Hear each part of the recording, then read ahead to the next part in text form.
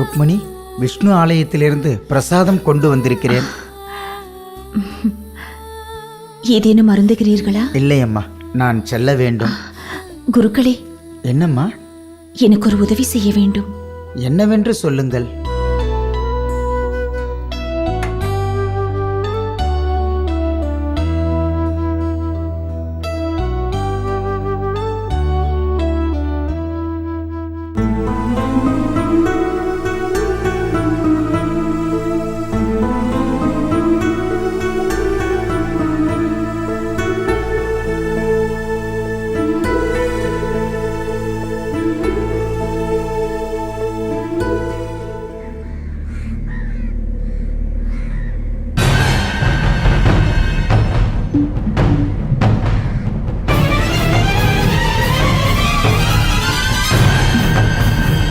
அரசே, இந்த ஐவர்களையும் பார்த்தால் பஞ்சபாண்டவர்களைப் போல் உங்களுக்கு தோன்றவில்லை?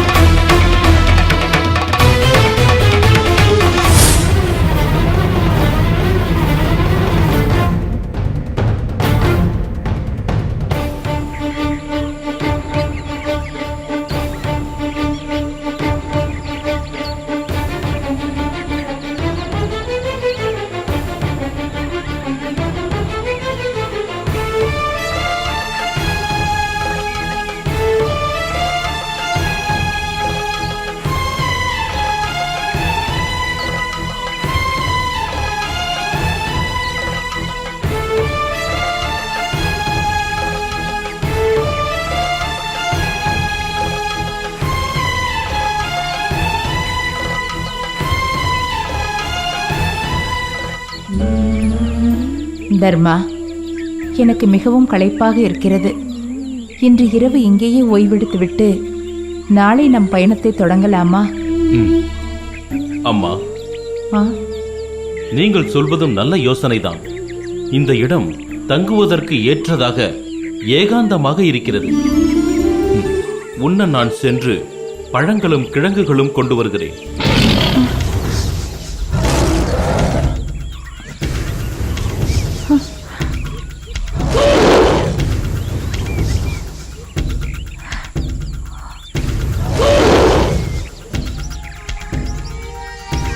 அம்மா, இந்த இடம் தங்குவதற்கு உகந்த இடம் அல்ல. வாருங்கள், நாம் புறப்படலாம்.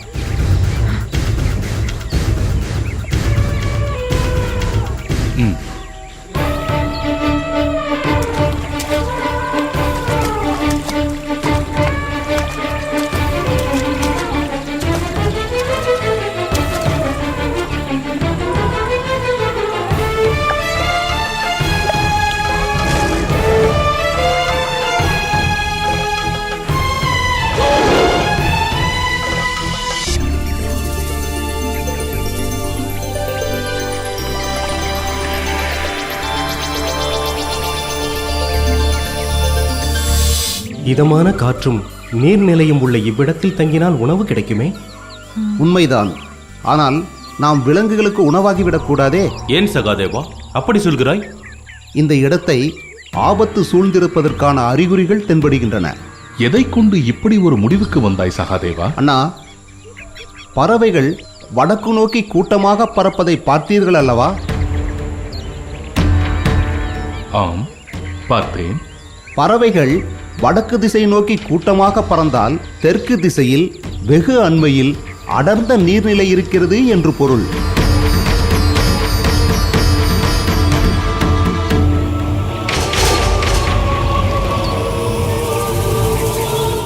அடர்ந்த நீர்நிலை இருந்தால் நமக்கென்ன? அடர்ந்த நீர்நிலை இருக்கும் இடத்தை நோக்கி காட்டில் இருக்கும் கொடிய மிருகங்கள் அனைத்தும் வரும். அதனால் நிச்சயம் நமக்கு ஆபத்து ஏற்படும். எனவேதான் நான் இங்கிருந்து புறப்பட்டு விடலாம் என எச்சரிக்கிறேன். சகாதேவன் சொல்வது உண்மை. செவிகளை கூர்மையாக்கி கேளுங்கள்.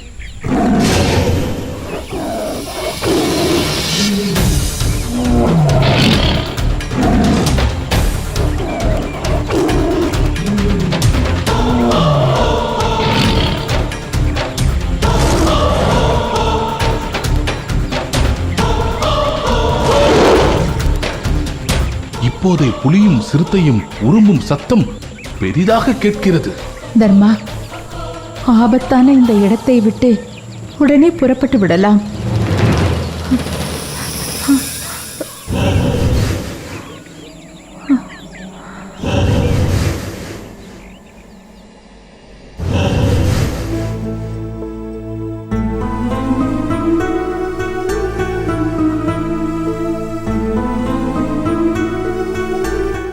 சுவாமி, பிரிவின் துயரம் என்னை வாட்டுகின்றது. அனல் மேல் இருப்பது போல் எனது உள்ளம் தகிக்கின்றது. உங்களை விட்டு ஒரு கணம் பிரிந்தாலும் துடித்து போய்விடுவேன் என்று உங்களுக்கு தெரியாதா?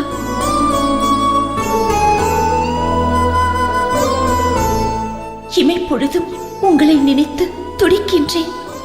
நீங்களோ பாராமுகமாகவே இருக்கிறீர்கள். ஏன் சுவாமி என்மேல் இத்தனை கோபம்? என்ன தவறு செய்து விட்டேன் என்று என்னை எப்படி தவிக்க விடுகிறீர்கள்? இந்த பேதையின் புலம்பல் உங்கள் செவிகளுக்கு எட்டவில்லையா?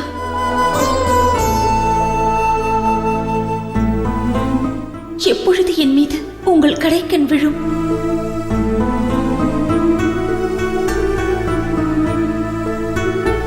பதினெட்டு ஆண்டு காலம் தங்களை பிரிந்திருந்தது போதாதா? இன்னும் எத்தனை காலம் பிரிவென்னும் நரகத்தில் நான் உழல வேண்டும் சுவாமி? பிரிவென்னும் நரகத்தில் நான் உழல வேண்டும் சுவாமி?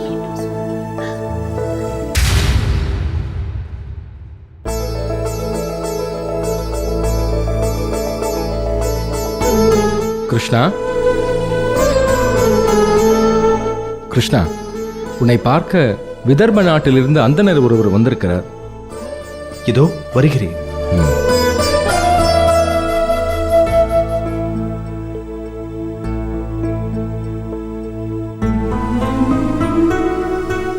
கிருஷ்ணா, பரந்தாமா, என்ன தவம் செய்தேனோ? தங்களை தரிசிக்கும் பாக்கியம் இந்த எளியவனுக்கு கிடைத்தது.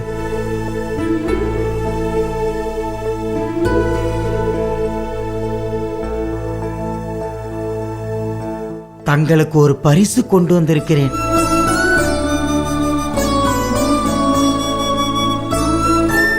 சுவாமி, நான் ருக்மணி, தங்களுக்கென்றே பிறப்பெடுத்தவள். தங்களின் நினைவாகவே வாழும் மங்கை நான். தங்களின் திருநாமத்தையே உயிர் மூச்சாக சுவாசிப்பவள். நான் தங்களை இதுவரை நேரில் தரிசித்ததில்லை. ஆனால் தாமரை உத்த தங்களின் வதனத்தை 1000 கோடி முறை தரிசித்த மகிழ்ச்சி. ஒவ்வொரு நொடியிலும் என் மூச்சு, என் உயிர், என் ஆன்மா இவை யாவிலுமாக வியாபித்து நீங்களே நிற்கிறீர்கள். வேணுகானம் என்னை தீண்டும் பொழுதெல்லாம் தங்களின் செவ்விதழ் என்னை பரிசிக்கிறது. சங்குலிநாதம் கேட்கும் போதெல்லாம் என் கரங்கள் தாங்கள் இருக்கும் திசை நோக்கி தொழுகின்றது.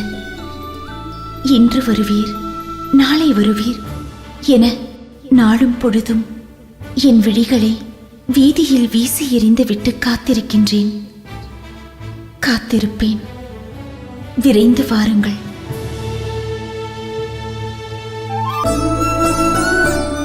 பெரியவரே, அளப்பரிய காரியமாற்றியுள்ளீர்கள். உங்களுக்கு என் நன்றி.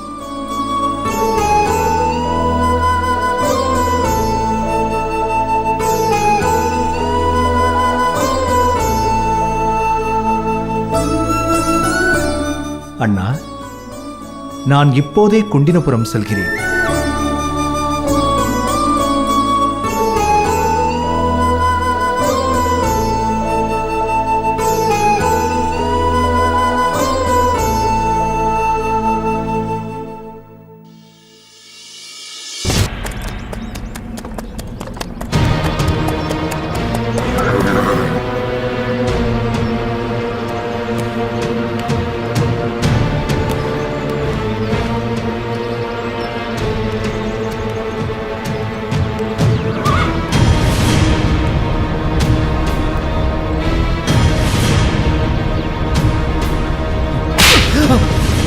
இளவரசே, எதற்காக என்னை இப்போது அறைந்தீர்கள்? அத்தினாபுரத்து இளவரசன் வந்திருக்கிறேன், எனக்கு வாழ்த்து பாட இந்த வாரணவத மக்களுக்கு தெரியாதா? அதற்கு நான் என்ன செய்ய முடியும்? 56 தேசங்களையும் கட்டி ஆளுகின்ற அத்தினாபுரத்தின் சக்கரவர்த்தி திருதராஷ்டிர மகாராஜாவின் 2வது புதல்வர் இளவரசர் துச்சாதனன் வந்திருக்கிறார். வாழ்க என்று கோஷம் போடாமல் மரம் போல் நின்று கொண்டிருக்கிறீர்கள். சொல்லுங்கள் வாழ்க என்று.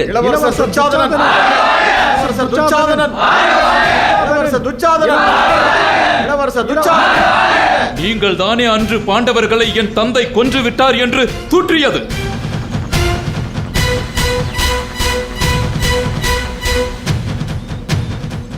இதோ இவன்தான் சிவபவன மாளிகையில் பணிபுரிந்த வேட்டுவச்சியின் கணவன். வேட்டுவச்சியும் அவளது 5 புதல்வர்களும் அரண்மனை எரிந்த தினத்திலிருந்து அங்கு காணவில்லையாம். அப்படி என்றால் என்ன பொருள்? என்ன பொருள்? தாங்களே கூறுங்கள் இளவரசே.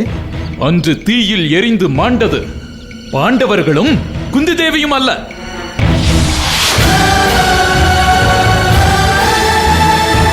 இறந்தது வேட்டுவச்சியும் அவளது புதல்வர்கள் 5 பேரும் தான்.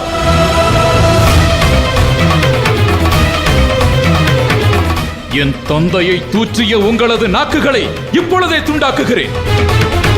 அத்தினாபுர சாம்ராஜ்யத்தை பழிந்துரைத்த உங்களது தலைகளை இப்பொழுதே கொய்து விடுகிறேன். இளவரசே, சற்று பொறுமை காக்க வேண்டும். நீங்கள் அனைவரும் ஒன்று கூடிதானே அன்று ஒருவனை அத்தினாபுரத்திற்கு அனுப்பி வைத்தீர்கள். உங்கள் அனைவருக்கும் தகுந்த தண்டனை காத்திருக்கிறது. ஆமாம், இளவரசர் சொன்னது போல் உங்களுக்கு தகுந்த தண்டனை நிச்சயம் உண்டு. இளவரசே, நான் சொல்லுவதை சற்று செவிமடுத்து கேளுங்கள். பின்பு உங்கள் தண்டனையை நிறைவேற்றலாம். என்ன சொல்ல போகிறீர்கள்? விரைந்து சொல்லுங்கள். அன்று தீயில் சிக்கி மாண்டவர்கள் பாண்டவர்கள் என்பதற்கான ஆதாரம் எங்களிடம் இருக்கிறது. எங்கள் இளவரசருக்கு தெரியாமல் அப்படி என்ன ஆதாரம் உங்களிடம் இருக்கிறது? என்னது? மாளிகை எரிந்த இரவு வேட்டுவச்சியும் அவளது புத்திரர்களும் அன்று மாளிகையை விட்டு வெளியேறியதை நான் உட்பட இந்த ஊர் மக்கள் அனைவரும் பார்த்தார்கள். எதற்காக அவர்கள் வெளியேறினார்கள்?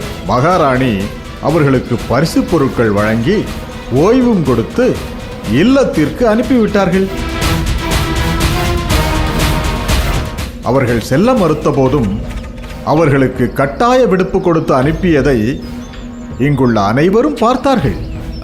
அது கட்டாய விடுப்பில் முன்வாசல் வழியாக வெளியேற்றப்பட்ட என் மனைவியும் புதல்வர்களும் ஒருவேளை பின்வாசல் வழியாக உள்ளே நுழைந்திருக்கலாம் அல்லவா? நுழைந்திருக்கலாம், ஆனால் உள்ளே நுழைய முடியவில்லை என்பதற்கான ஆதாரம் எங்களிடம் இருக்கிறது. ஐயோ, ஆதாரம் ஆதாரம், அப்படி என்னையா ஆதாரம்? எடுத்து காட்டுங்கள்.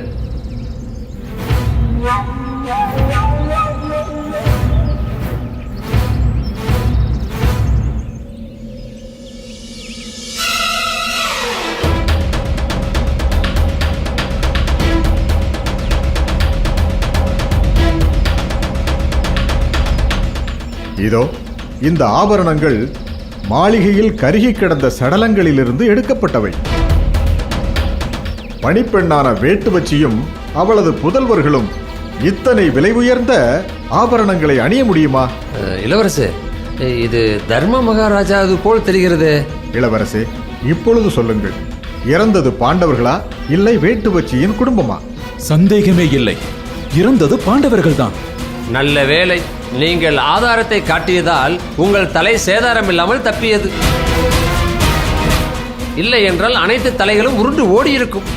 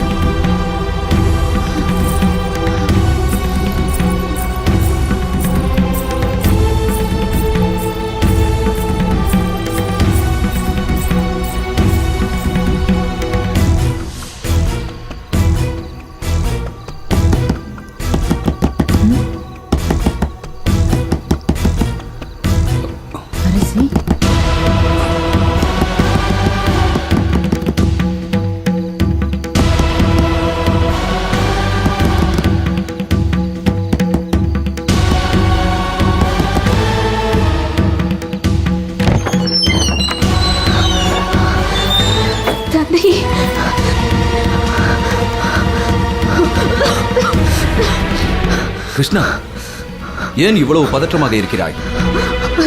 சரி, உள்ளே வா. அம்மா, என்னவாயிற்று இப்படி அமர்ந்து கொள். ஏன் உன் உடல் முகமெல்லாம் இப்படி வேர்த்திருக்கிறது? என்ன நடந்தது? அது அது திரௌபதி, என்ன நடந்தது என்று சொல். எதற்காக இந்த பதற்றம்? பதறாமல் சொல்.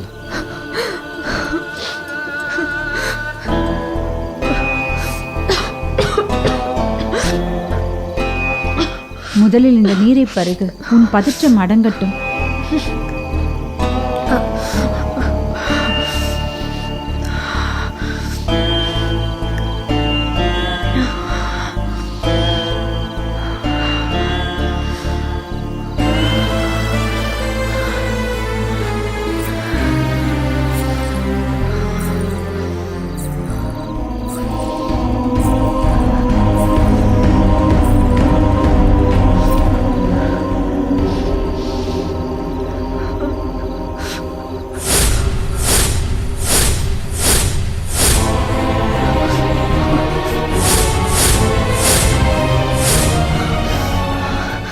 தந்தையே, நான் ஒரு அசாதாரணமான கனா கண்டேன். கனவா? கிருஷ்ணா, பதற்றம் அடையாமல் கனவில் என்ன கண்டாய் என்று கூறு. அது அது திரௌபதி, என்ன கனவு கண்டாய்? பதற்றம் அடையாமல் சொல்.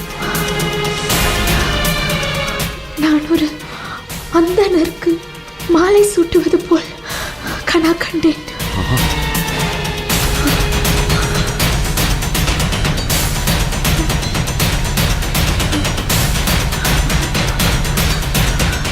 சுயம்பர மண்டபத்தில் அரசர்கள் அனைவரும் கூடியிருக்க ஏழை பராரி போல் தோற்றம் கொண்ட ஒரு அந்தணருக்கு மாலை சூட்டுவது போல் கனா கண்டேன்.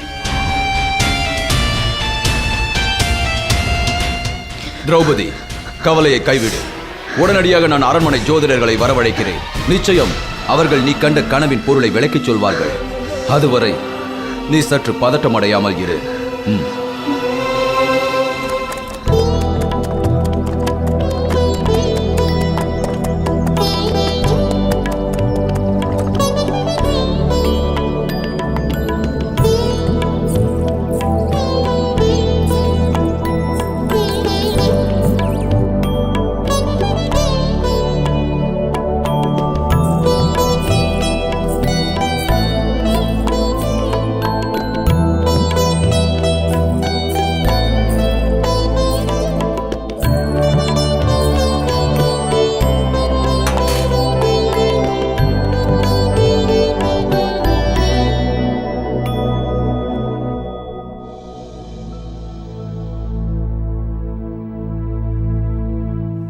ஆலயத்திற்கு வந்துவிட்டு சோகமாக இருப்பது முறையல்ல. ஆண்டவனை வழிபடுங்கள். என் நிலை தங்களுக்கு தெரியும். நான் அதை பற்றி கூறுவதற்கு எதுவும் இல்லை. தங்களின் வேண்டுதல் சென்றடைய வேண்டிய இடத்திற்கு சென்று விட்டது. பின் ஏன் வீண் கவலை? நான் கூறும் மந்திரங்களை உச்சாடனம் செய்யுங்கள்.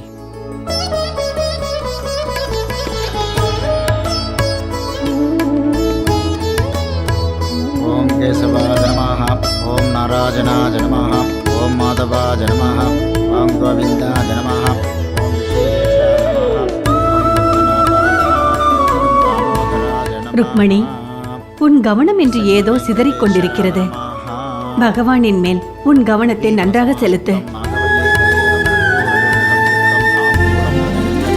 ஓம் நாராயணாய நமः, ஓம் மாதவாய நமः, ஓம் கோவிந்தாய நமः, ஓம் ரிஷிகேஷாய நமः, ஓம் பத்மநாபாய நமः, ஓம் தாமோதராய நமः.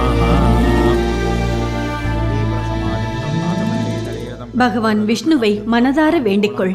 உன் எண்ணம், உன் கனவு, நம்பிக்கை அனைத்தும் நிறைவேறும். அம்மா, தங்களின் வார்த்தை எனக்கு பெரும் ஆறுதலை தருகிறது. சாந்தாகாரம் விசேஷனம் பத்மநாபம் சுரேஷம் விஸ்வாகாரம் ஜகணேஷம் ஏகவர்ணம் சுபாந்தம் शान्तं कमलनयनं योगिकृत्यानगम्यं वन्दे विष्णुं भवहयकरं सर्वलोकैकनाथं नारायणाय विद्महे वासुदेवाय धीमहि तन्नो विष्णुप्रचोदयात्।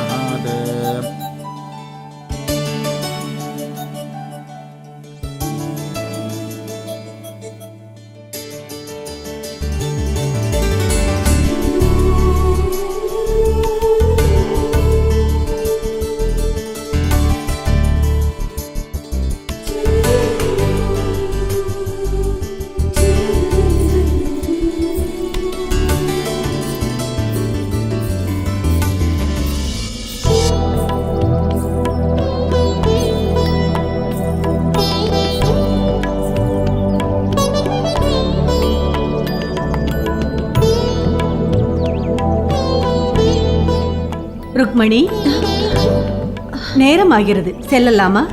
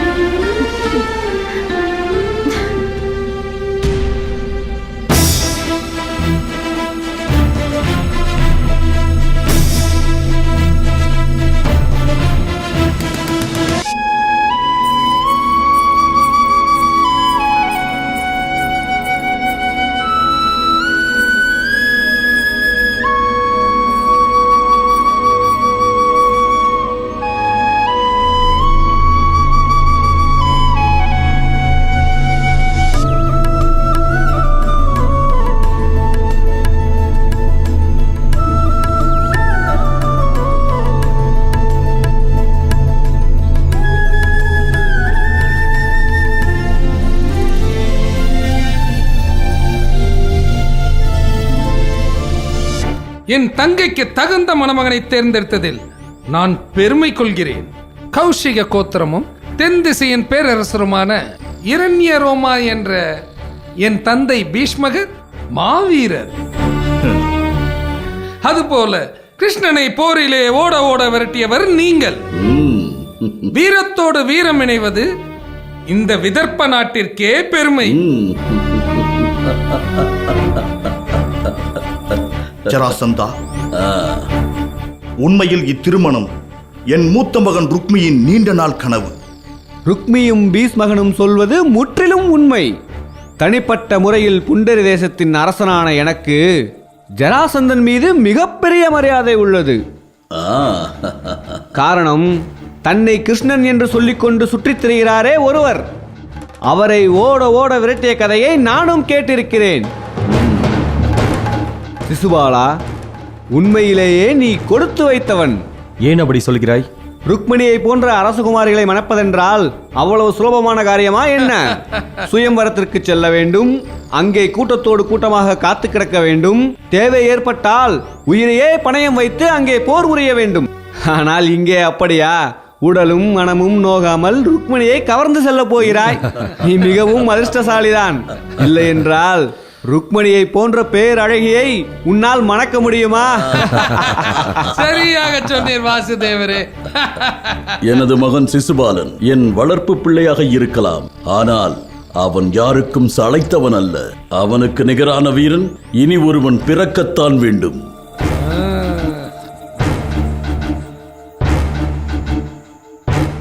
வீரத்தை கண்டால் எந்த பெண்ணும் மயங்குவாள். இதற்கு ருக்மணி மட்டும் விதிவிலக்கா?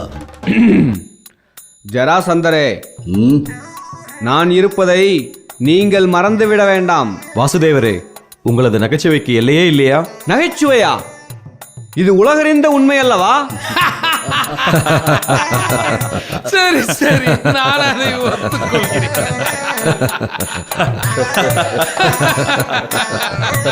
இளவரசி, ஆபத்து ஆபத்து. வீரனே, என்ன நடந்தது? ஏன் இவ்வளவு பதட்டமாக ஓடி வருகிறாய்? இளவரசி, நடக்கக்கூடாது நடந்து விட்டது. உளராமல் நடந்ததை கூறு. இளவரசி ருக்மிணி தேவியை வாசுதேவர் புஷ்பக விமானத்தில் தூக்கி சென்று விட்டார். இது அபாண்டமான பொய்.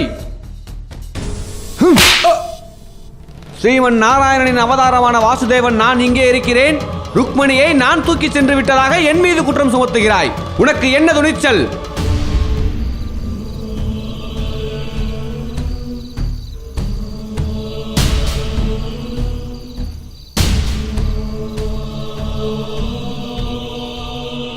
இந்த அதிகாலை நேரத்தில் எங்களை இவ்வளவு அவசரமாக அழைத்ததன் நோக்கத்தை நாங்கள் அறிந்து கொள்ளலாமா?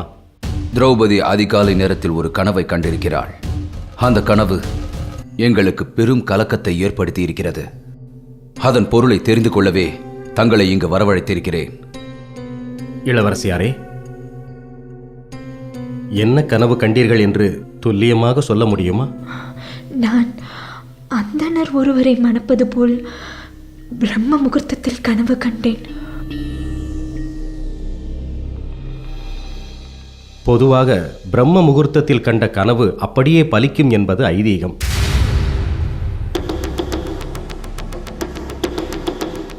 இருப்பினும் ஜாதகப்படியும் பிரசன்ன முறைப்படியும் கணக்கிட்டு பலனை சொல்ல முயற்சிக்கிறோம்.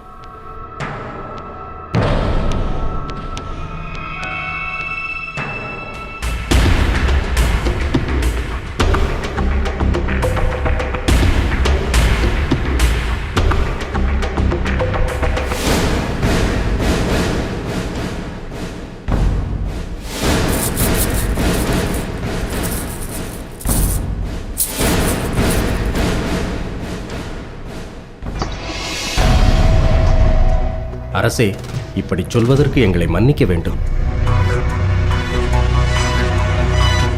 ஐதீகத்தின்படி கணக்கிட்டாலும் சரி, பிரசன்ன முறைப்படி கணக்கிட்டாலும் சரி, இளவரசியார் கண்ட கனவு அப்படியே பலிக்கும் என்பது எங்கள் கணக்கு.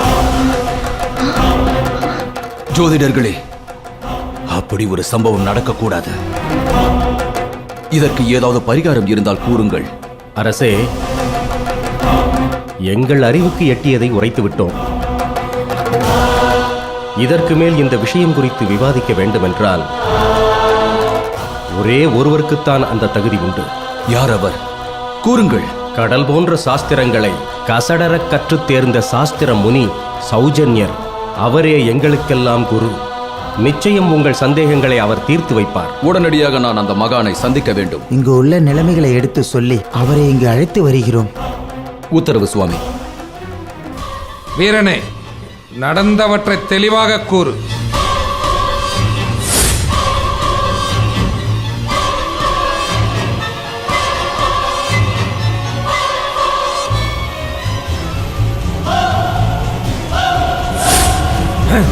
அந்த கிருஷ்ணன் பெண்களிடம்தான் தன் வீரத்தை காட்டுவான். அந்த கோழையின் நெஞ்சை பிளந்து அவன் உதிரத்தை குடிக்காமல் ஓய மாட்டான் இந்த ருக்மி.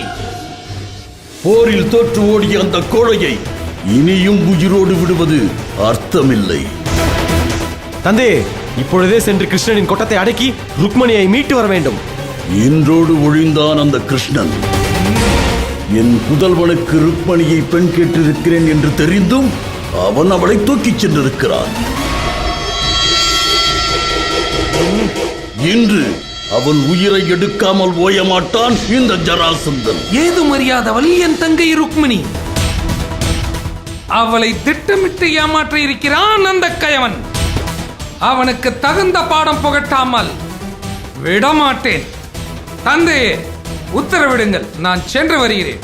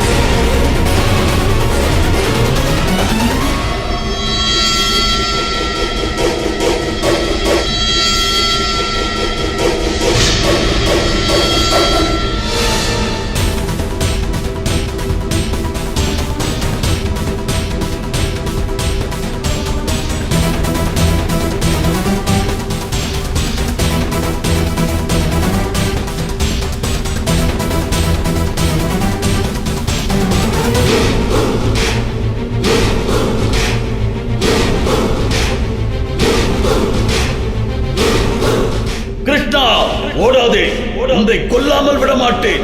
உன் மரணம் என் கையில்.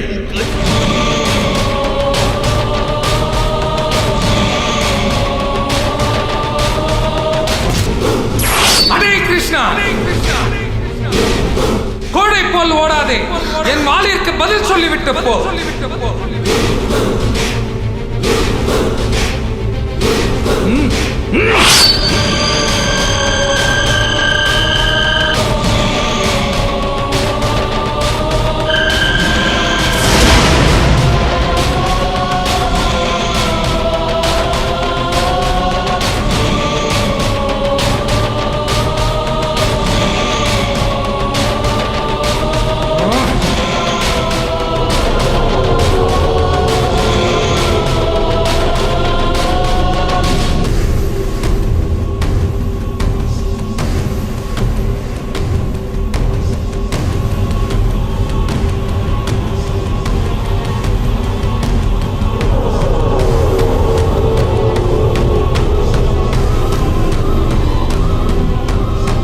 அடே கிருஷ்ணா, இதுதான் உனது வீரத்தின் லட்சணமா?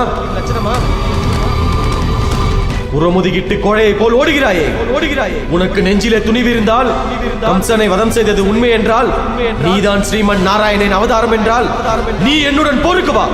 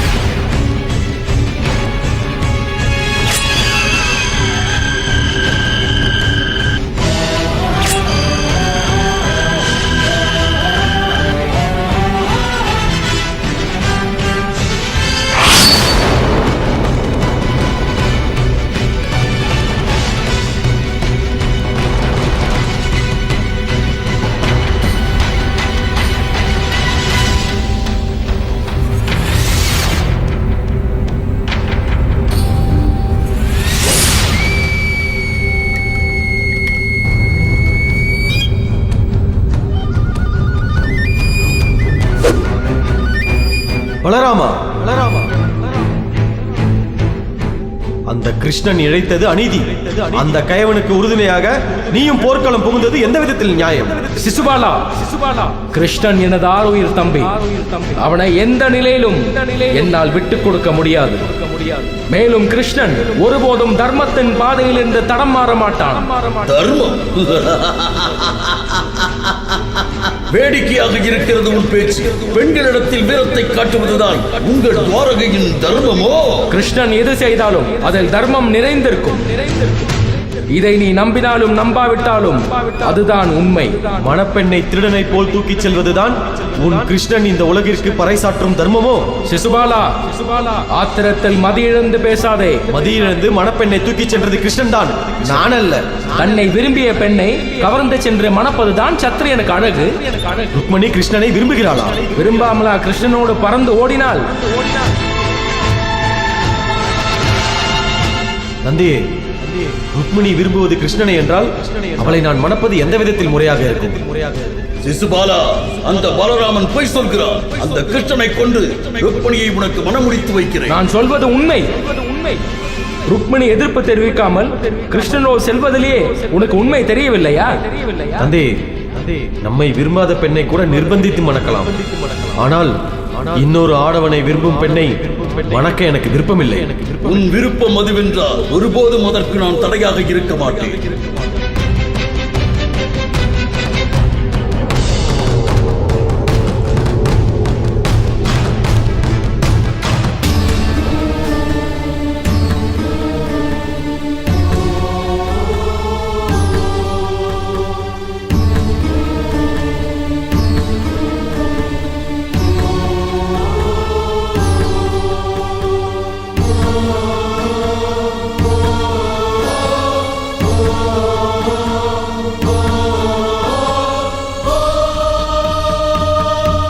உங்கள் அக்னி புத்திரிக்கு திருமணம் செய்யும் காலம் நெருங்கிவிட்டது.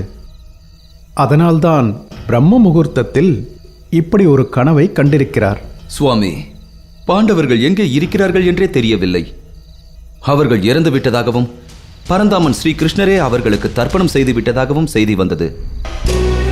அப்படி இருக்கும்போது இவள் சுயமரத்தை என்னால் எப்படி நடத்த முடியும்? கடலளவு ஜோதிட சாஸ்திரத்தில் நான் அறிந்தது கையளவு.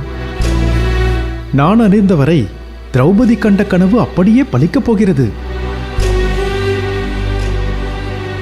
சுவாமி, அந்தன ரூபத்தில் வரப்போகும் ஒரு ஆடவனைத்தான் திரௌபதி மணக்கப் போகிறாள்.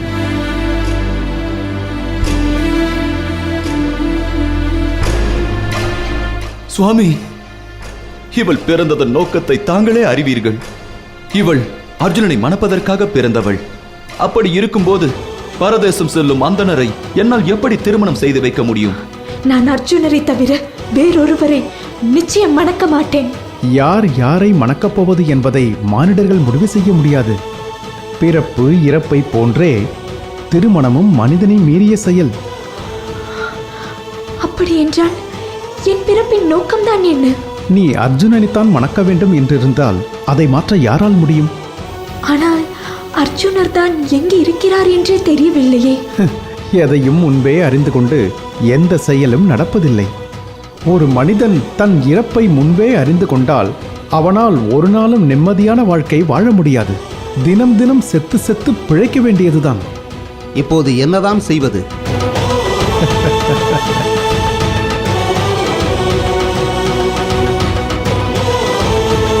துருபதா, இந்திரலோகத்தின் அரசன் தேவேந்திரனே ஒரு சமயம் மாயமாய் மறைந்து விட்டான். தேவர்கள் அவனை தேடாத இடமில்லை. சாவில்லா தேவேந்திரன் இனி இந்திரலோகமே திரும்பப் போவதில்லை என்று அனைவருமே முடிவு செய்து விட்டார்கள். காரணம், தேவர்கள் தேவேந்திரனை தேடி தேடி களைத்து போய்விட்டார்கள். இறுதியில் இந்திரன் எங்கிருந்தான் தெரியுமா? ஒரு சிறிய தாமரை தண்டில் ஒளிந்து கொண்டிருந்தான். சுவாமி, அப்படி என்றால் இந்திரனை போன்றே அர்ஜுனனும் நாம் காண முடியாத இடத்தில் வாழ்ந்திருக்க வாய்ப்புள்ளது.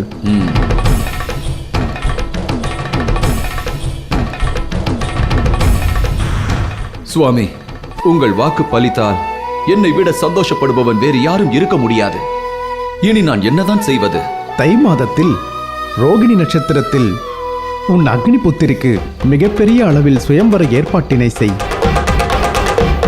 இந்த சந்திர நட்சத்திரத்தில் சுயம்பரத்தை செய்வதால் உன் சங்கடங்கள் எல்லாம் தீர்ந்து போகும். அந்த சுயம்பரத்தில் அர்ஜுனன் மட்டுமே வெல்லும்படி ஒரு போட்டியை நீ ஏற்பாடு செய்ய வேண்டும். அந்த சுயம்பரம் பற்றிய அறிவிப்பு பாரத வருஷம் முழுவதும் சென்றடைய வேண்டும். காடு, மலை, கடல், கரை என சகல இடங்களுக்கும் இந்த சுயம்பர செய்தி சென்றடைய வேண்டும். அந்த போட்டியில் வேறு யாராவது வென்றுவிட்டால்? அடுத்திருக்கும் மணித்துளிக்குள் அடங்கியிருக்கும் ரகசியங்கள் ஆயிரம் ஆயிரம். ஒருவன் பிறக்கும் பொழுதே அவனது ஒட்டுமொத்த வாழ்வும் முன்பே தீர்மானிக்கப்பட்டு விடுகிறது. அதில் திருமணமும் அடக்கம். துருபதா, நீ திரௌபதியின் சுயம்பரத்திற்கான ஏற்பாடுகளை செய். உத்தரவு சுவாமி.